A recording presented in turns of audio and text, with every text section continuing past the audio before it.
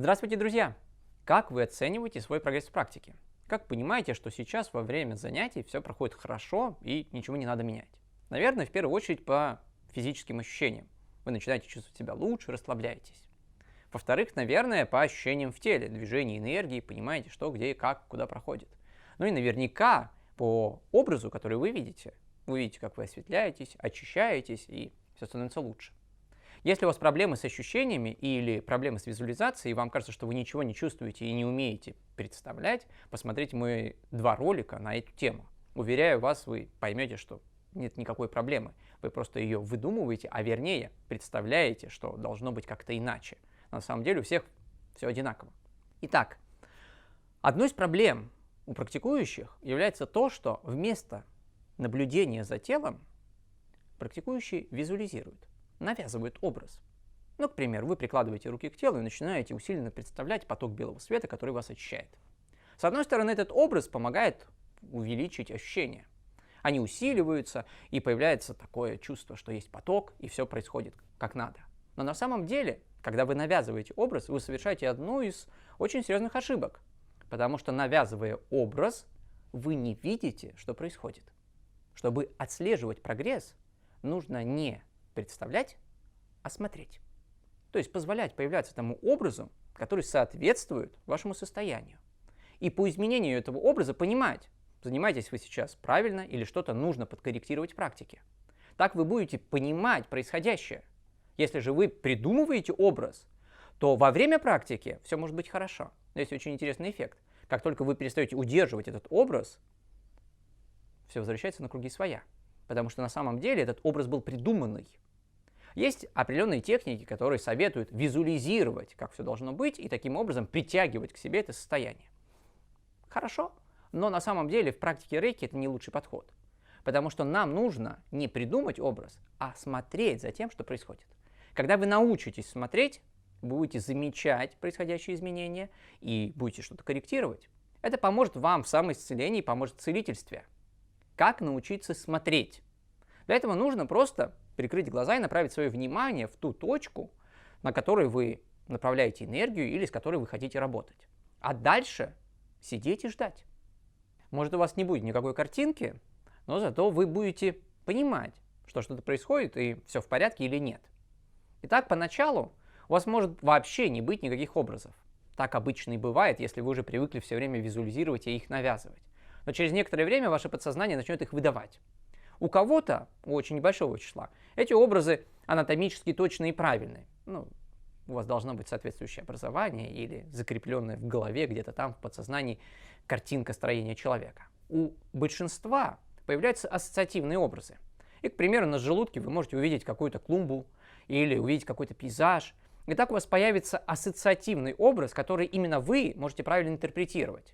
И что очень важно, этими образами не нужно обмениваться. У каждого они свои, и они связаны с тем, что сидит в нашем подсознании.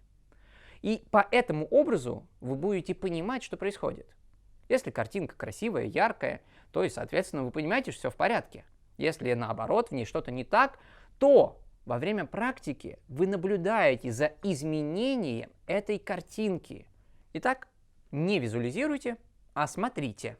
Это станет еще одним вашим инструментом отслеживания прогресса. Давайте теперь попрактикуем. Примите правильное положение тела. Ноги плотно поставьте на пол. Голень с бедром образует угол в 90 градусов, абсолютно ровная спина. Если вы практиковали все время иначе, приучите себя заниматься с ровной спиной. Поначалу это может быть тяжело, но в итоге вы оцените эффект от правильного положения тела, потому что именно правильное положение тела формирует правильное строение энергетических каналов. А без этого здоровье невозможно. Теперь сложите руки внизу живота на Свадхистхана чакре, прикройте глаза, расслабьтесь и не спешите. Скорее всего, ваш ум начнет действовать шаблонно. Если вы привыкли сразу что-то делать, представлять, произносить определенные слова, он захочет включиться в эту стандартную схему. Вы же не следуйте за ним.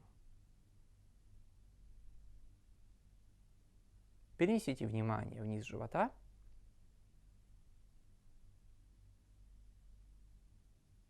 и просто ждите.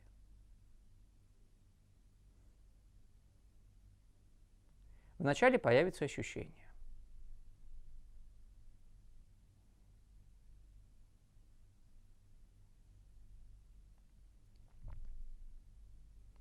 Затем начнут появляться образы.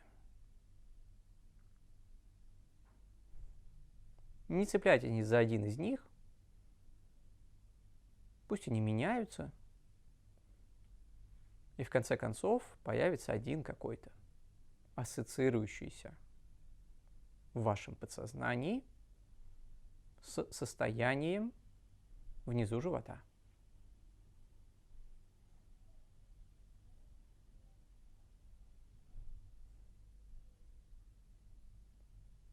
Дальше во время практики вы можете делать то, что делаете обычно. Читаете молитву, рисуете знаки, настраиваетесь на поток и периодически возвращайтесь к образу, который у вас возник, и отслеживайте происходящие изменения. Вам не нужно этот образ удерживать постоянно. Вам нужно отслеживать прогресс. Видеть, происходят ли изменения или что-то нужно изменить в практике.